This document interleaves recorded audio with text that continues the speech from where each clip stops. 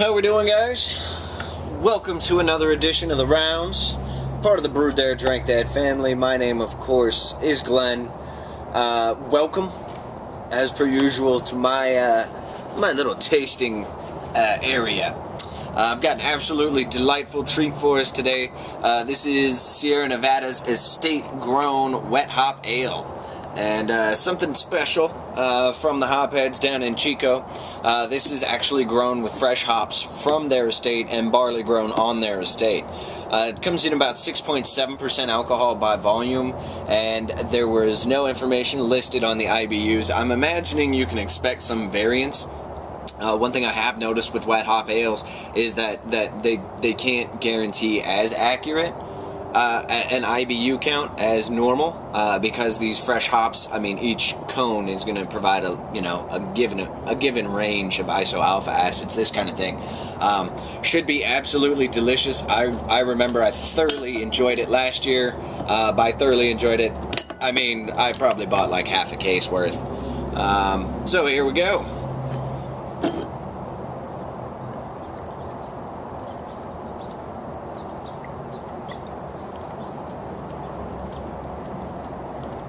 Now, what do we know about wet hop ales? We know it's some of the most delicious, most flavorful, freshest hop flavor you can possibly get. These hops are picked straight off the vine, whole leaf, untrimmed, not pelletized, not broken down to an extract. They're thrown in whole into the wort, into the beer,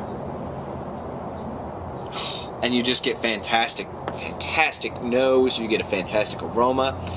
You can see they actually gave this one a pretty solid malt build to it. It's a little deeper than some of the fresh hop ales we've seen here, which in this instance I think plays really well to it. There are some that purposely play against the malt profile, and this is to further showcase those hops. And depending on the way you do it, I think both are right. It all depends on the given situation. Nice head to it, well structured. This will probably break down though to a wisping, maybe not. It depends.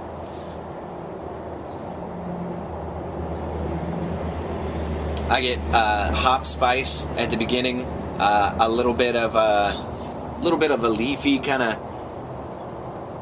earthy consistency in the middle. But not overly pungent on the nose. This isn't something you can smell from feet away and go, ooh, what was that?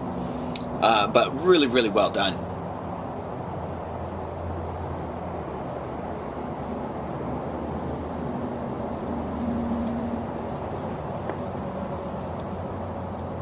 And again, with wet hops, instead of getting more of that astringent, sharp, kind of punch you in the tongue kind of bitterness, you get much softer. I almost describe it as velvety.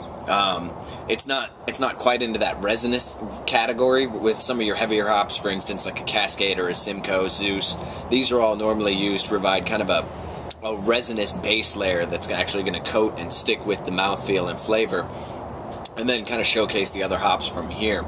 Now, in addition to not having the IBU information, I also don't have information as to what kind of hops these are, but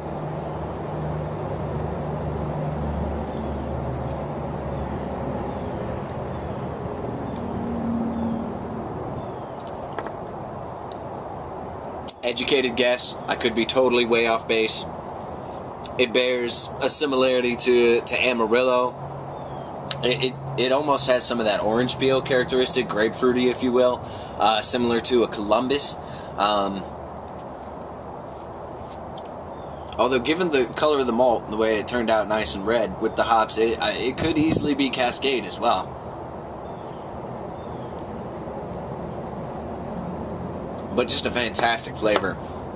The malt is definitely the sidekick to the hops in this, but really nice malt build to it, very smooth, and it just adds to how approachable the hops are. You get that nice grapefruit character from about the end of the first third of the flavor profile through. It lingers, but not what I would call heavily, but you do have some of that residual bitterness going on. Really, really well done. As far as your price point goes, they're not killing you on it. I think they're going to call this a 22, but again, it's kind of in that gray area where really, I mean, an ounce or two more and you'd be at a $7.50. It's going to run you in the neighborhood of $8 to $10, and for the money, I definitely think it's worth it. Perfect portion size to split with a friend, or again, if you're into that ritual of having just a couple of beers for your sitting, this is perfectly portioned for just that cause. Fantastically done. Sierra Nevada, as always, you guys and your affinity for hops, thank you for what you do. From one hop head to the others, thank you. Your Southern Hemisphere is fantastic. Your Northern Hemisphere is fantastic. Your estate grown, I think, is wonderful. And I really enjoy having access to this much fresh hop ale. Fantastically done. And thanks for finding a way to do fresh hop ales year round. God bless you. God bless. So here's to it, guys. It's been another edition of The Rounds here at the Brewed There Drank That family. I'm Glenn, of course. And we will see you next time over our next pint. You have a good one, guys.